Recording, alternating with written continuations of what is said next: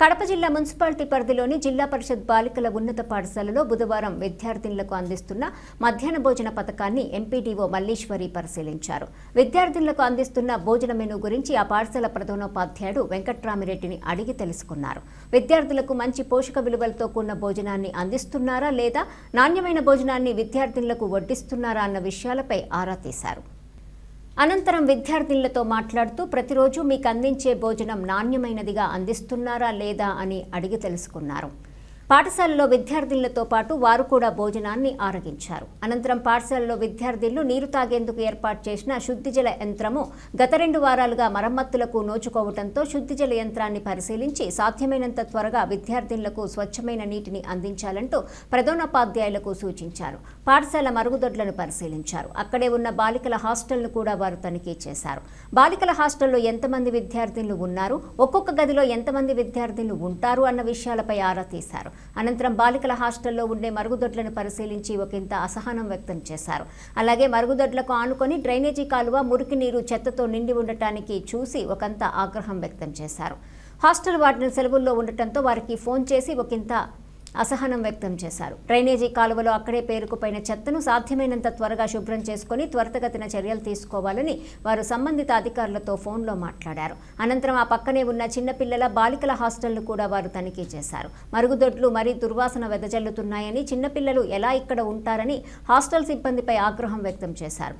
చిన్నపిల్లలు ఉండే హాస్టల్ ఎప్పటికప్పుడు శుభ్రంగా ఉంచుకోవాలని, లేని పక్షంలో చిన్నపిల్లలు అనారోగ్యాలకు గురవుతారని, హాస్టల్ వాతావరణం అంతా పరిశుభ్రంగా ఉంచుకోవాలని వారికి వార్నింగ్ ఇచ్చారు. మళ్లీ కొద్ది రోజుల తర్వాత ఇక్కడ విజిట్కి వచ్చేలోపు ఇదంతా శుభ్రంగా ఉంచుకోవాలని వారికి సూచించారు.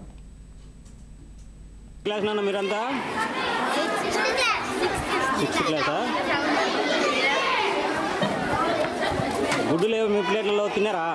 ఎగ్స్ తినేసిన అప్పుడే. ఓకే, ఎట్టుంది భోజనం? బాగుందా? రోజు బాగానే ఉంటుందా? నిజం చెప్పండి, బాగుంటుందా? అంతా 6th. ఎట్లుంది భోజనం? రోజు ఇట్లాగే ఉంటుందా? బాగుంటుందా? బాగుంటుందా? రోజు ఏమేమి పెడతారు మామూలుగా?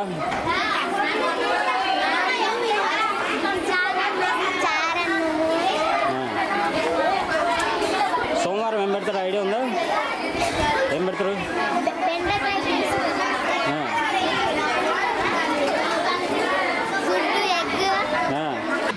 సో ఈరోజు జెడ్పీహెచ్ఎస్ గర్ల్స్ హై స్కూల్ను విజిట్ చేయడం జరిగిందండి.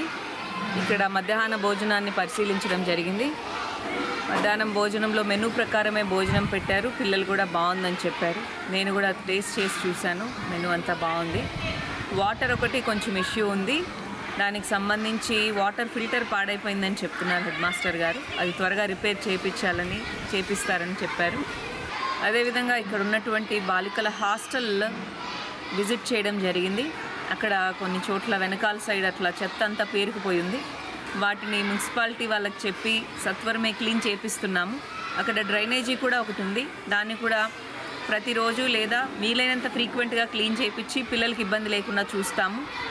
చిన్నపిల్లల హాస్టల్లో కొంచెం శానిటేషన్ ఇష్యూ ఉందని గమనించాము. అది కూడా త్వరగా నీట్గా చేసుకోవాలని వార్డెన్కి చెప్పడం జరిగింది. మీరు ఫుడ్ తిన్నారు కదా మేడం, ఎట్లా ఉంది? ఫుడ్ బాగుందండి. మెనూ ప్రకారం బియ్యం కూడా బాగా ఉడికింది, అన్నం అంతా బాగుంది. పిల్లలు కూడా చక్కగా తిన్నారు.